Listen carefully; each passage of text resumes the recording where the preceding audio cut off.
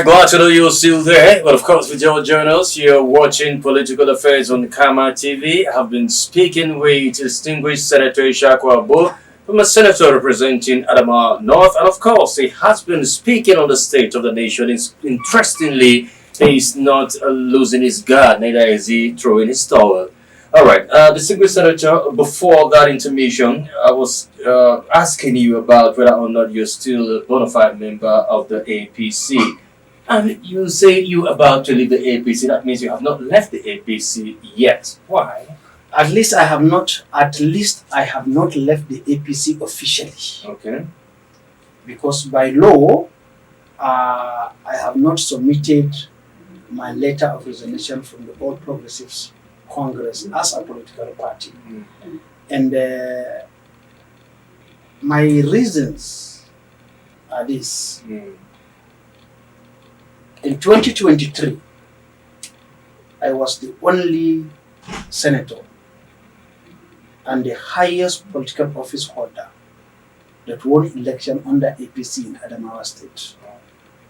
Because the governor couldn't win, the senator from the south couldn't win, the senator in the center couldn't win, only the senator in the northern central district won.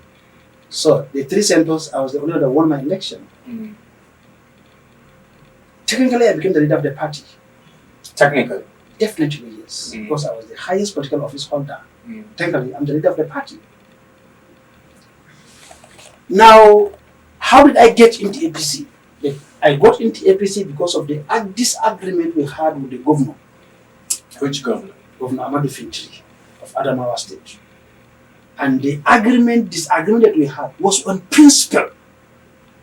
Just like before I said, I'm not doing Muslim ticket, not because I hate Muslims, but because I felt they wanted to use religion to destroy Arewa people, to bring Sikhism, division in Arewa people. That's the problem I had with Ahmadu Fintiri. He know the committee that was formed for the selection of the speaker. He know the agreement that we had that time before he became the governor. He know everything. And when they turned their back on us, and they came to the local government election, he started doing this and he's doing. He will buy one form and give you only one form. For goodness sake, you are all members of the PDP. Anybody who wins election at the local government is still your son. Why are you stopping other people from even buying form to contest for local government election? They worked for you. They are your children. You are no longer a small man. You are too big. And now you stopped certain people from buying form. And when they buy it, you went and disqualified them so they could not get screening. I said, this place is not for me.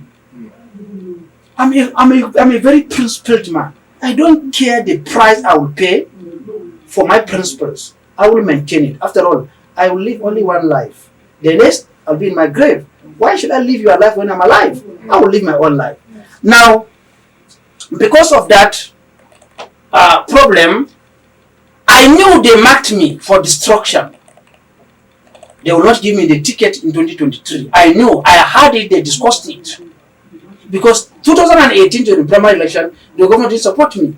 He supported his candidate, and I defeated them. And everybody in Adamawa knows. Was it why you defected to the APC? I defected because of the two things I mentioned earlier and the knowledge. Look at Gorobi in Numan, who was doing in Gwik, who was doing it like this.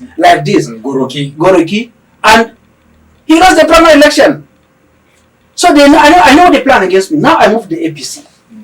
I moved the APC in the presence of number 3 citizen. That is the president of the Senate, Ahmed Lawan, to the National Secretariat. I made the entire National Working Committee of the APC, led by the national chairman. So I was removed in the APC from the top. From the top? Yes. Now, I did not ask for free ticket because that's not my style of politics. They put up all the obstacles in the world so I will not win primary election. As a matter of fact, even the executives of my local government, they removed it. The delegates, they changed it. You know, you can't do that for Senator Abbo. You can't do that. And I kept them stand still for 2 years until they did the right thing. and the executives came out. But are you satisfied that they did the right thing? Were you satisfied with what they did? Now, when they came now to the election proper, after I won the primary election, they went to court and obtained a judgment against me. That because I argued with them that I rejected the same faith ticket, they gathered people, they did not even bring the local government chairman. They brought somebody who was under a tree and say, I am the local government chairman of the party in the local government, which was a lie. So it was a And they kangaroo said, arrangement. kangaroo arrangement. And they arranged and they said they have suspended me from the party. And the next thing they have expelled me from the party. The plan was that the young man who came second in the election, in the primary election, my brother Hamisu Midugu, he thought that when they remove me, they'll give him the ticket. And he thought that with that he will win. So they planned that against me, and they went to court, obtained court judgment, and barred me from going into the election. I appealed in the Court of Appeal, and I won 24 hours to the election. That was when my name. Let me tell you the truth. Judgment was delivered on Friday. On Thursday. When election will take place on Saturday, I won.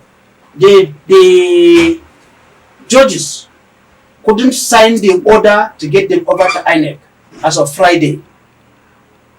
Saturday, election was taking place. That was when INEC was communicated. On the day of the election, I entered election. My name entered the ballot paper and I won. They became angry.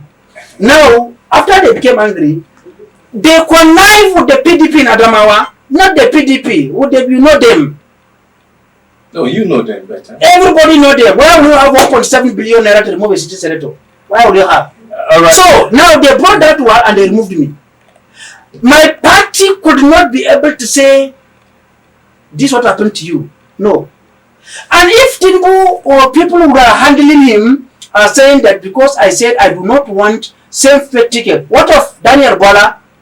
Me and Daniel Bola were together during the struggle. They gave you appointment. Now they did not give me appointment, even when they know that I am politically relevant in Nigeria.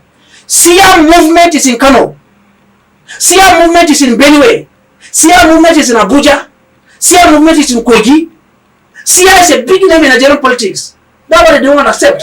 Now, quickly, we're running out of time. Appointment. They couldn't even give me board member, which I will not accept. Even though, in fairness to the vice president, Kajim Shatima, even though I was fighting him, he invited me that they want to give me appointment. I said, no, I won't go and rest. I don't want appointment in government. But my wife was even being given a board member of Fake Poly Movie. They were angry that my wife was appointed a member of the board. They went and removed my wife's name in the same APC. Now, if you were to be me, or if you are my brother or my advisor, will you advise me to remain in APC? Depends on my political understanding. There is no political understanding that allows slavery. So you will allow me to remain in the APC to do what for them to go ahead and win election? Can they go to Northern Zone and campaign successfully and win anything? Right. Now that you're intending to leave the APC, distinguished senator, what party do you want to pitch your tent? Well, we are still discussing with the former Vice President Ishaku Abbo, with Mr. Peter Obi, His Excellency, the former governor of Anambra State. We had series of discussion, and I hope it come into fruition. When that discussion finally come into fruition, that's where I will pitch my tent. We've had information, that you want to run for governor of Adamawa State come 2027. Are you still on the track to running for the governorship of Adamawa State come 2027? The governor who is here now, the governor of Adamawa State, he became a governor by being a member of Adamawa State House of Assembly. And then he became a speaker. I'm a two-term senator. I won election twice as a senator. I am coming from a loftier position than the sitting governor. So I am more qualified than him. I'm not talking about whether you're qualified or not. You wish to run for governor. When the time comes, I will declare that one during the declaration. But for this moment now, we are trying to put an exploratory committee in place that will explore the possibility, and we we have put in this exploratory committee, and they are coming out with report. And in few weeks or thereabout, our report will come, and then when the time comes, I will declare my intention openly. And Mr. Chris, I will invite you when the time for declaration comes. And I'll be glad to be there. Yes, sir. Well, distinguished Senator Ishaku Abbo, it's been a pleasure having you around on Political Affairs on Camera TV. It's been very incisive and analytical having you to talk about your ambition and political development in Nigeria. Thank you so very much. I'm looking forward to see you. This is just the part 1 of this conversation. We'll definitely have part 2 of this conversation before the first quarter of this year runs out. I hope to see you again. Thank you so much, Mr. Chris. Thank you. Thank you. God bless you. All right, man, and you too. Well, that is the size of our conversation today. Hope you had a great time with us. Thank you so very much for being with us from start to finish. Join us again, same time, same station, and we'll come with a fresh edition of the program. On behalf of the production crew, my name is Chris Jacobs. God bless Nigeria.